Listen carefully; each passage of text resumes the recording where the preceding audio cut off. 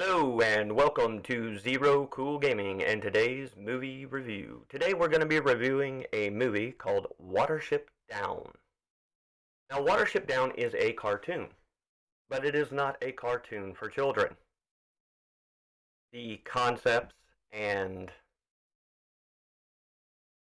let's just say the overarching premise of the show is far above what most children could comprehend or even properly process. Now, what is Watership Down about? Well, Watership Down is about rabbits. Truly, it's about rabbits. And the social interaction between these rabbits, as well as the dynamics of, shall we call it, rule in the different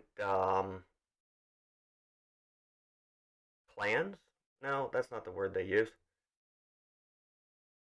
In the different rabbit tribes, let's call it that. Now, it starts out with a particular group of rabbits who live a pretty free life.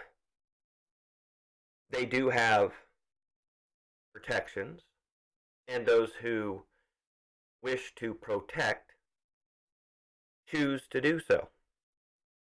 And those who wish to be protected choose to allow that to happen.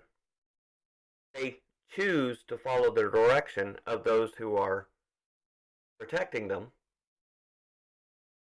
because they want to. And there is a very fine line between that and dictatorship and slavery. When protection is forced upon you, it's no longer protection. And when you are forced to adhere to their rules under the guise of protection, you are no longer being protected. You are being forced to adhere to their enslavement. And that's what this show discusses. And that is what this show is about. These rabbits, not all of them, but a few, go to their leadership at the beginning of the show and voice some of their concerns based on the predictions of one of their members. Now, this particular member, let's just say he has an ability to see danger coming. And this ability has been proven to be right repeatedly. They don't show that in the show, but they say it. So therefore, you just need to assume that that is true. And the leadership, because of a fear of the unknown and a fear of losing their control, choose to ignore this warning. As a result, some of them band together and decide to just leave. Nobody hunted them down, nobody tried to go after them, and no one tried to stop them. Because in their community, protection and freedom are balanced between one another. And if there were those within the community that chose to no longer live under the protection of that community, they had the freedom to choose to leave. And none of them within that community, none of the others within that community were going to punish them for that decision. Moving forward, they travel across the lands to find a new home. And they run into troubles, and even a few of them die along the way. Well, they find a place to live, and the community that lives near them is a much more dictatorial community, where they have lost that sense of protection and freedom being balanced with one another. And the ruler of that community decided that protection was more important than freedom.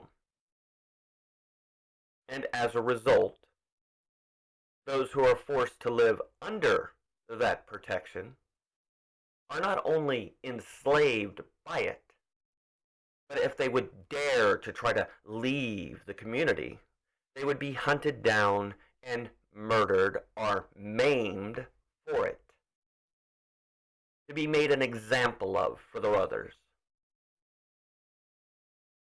That is slavery. And that is how a dictator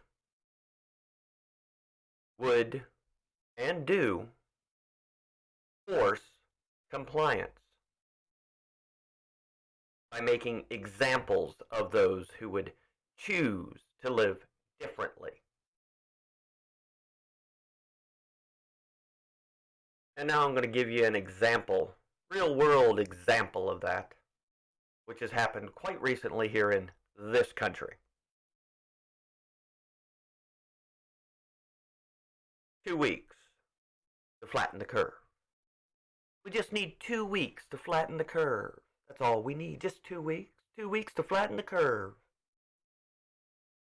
And the people chose to accept that protection, and chose to adhere to that request. And at the end of that 2 weeks is the moment when that protection turned to slavery. Forced adherence to a dictator under the guise of protection. And the people who originally volunteered to protect the people willingly chose at that moment to punish those who would dare to live differently. Forced adherence to protection is not protection. It is slavery. And any protector that decided it was within their right to imprison and make an example of those who chose not to live under that slavery proves just how horrible their leadership truly is. Because the leadership had no problem with removing your freedoms for their forced protection. And that,